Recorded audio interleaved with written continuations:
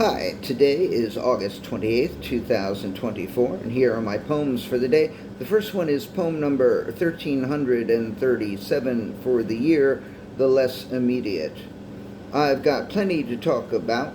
The closing went smoothly yesterday. The show last night was poorly attended, but fun. I pushed it with my voice, and it's pretty scratchy now. And the movers are coming in a few hours, and I'm not quite ready, so that's exciting.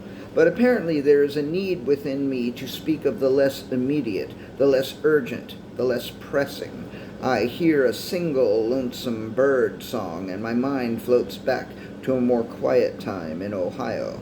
I've been back for a couple of days, but a part of me is still there, in the less immediate, the less urgent, the less pressing, the less distressing.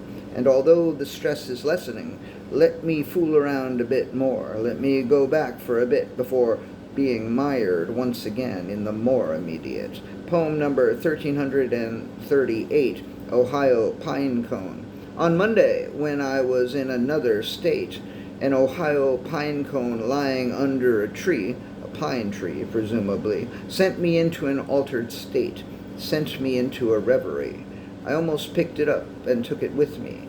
And yet, even though I didn't take it with me, it is with me.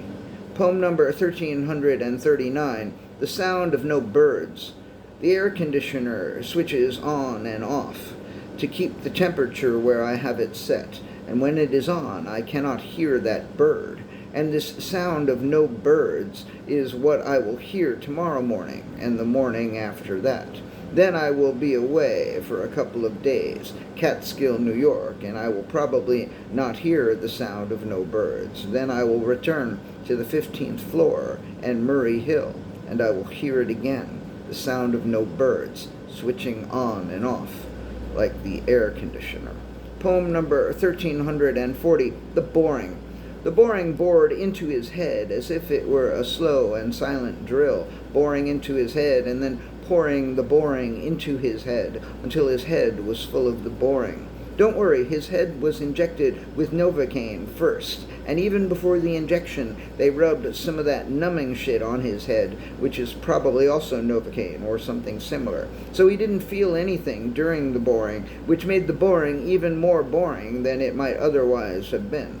After the boring, he went on about his life. He was much more boring to others, and was much more bored with himself. But if you had seen how batshit crazy and full of fear and anger and sadness that he was before the boring, you might agree that he was much better off after the boring. And the last poem of the day, poem number 1341, Gems.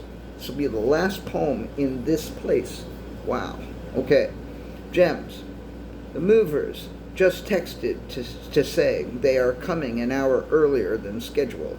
I have even less time than I thought, and I am even more excited. I'm sorry about this stupid, boring poem, but they can't all be gems, and some days none of them can be gems. All right, that's it. Thank you. I appreciate you. I'm off to Murray Hill very soon.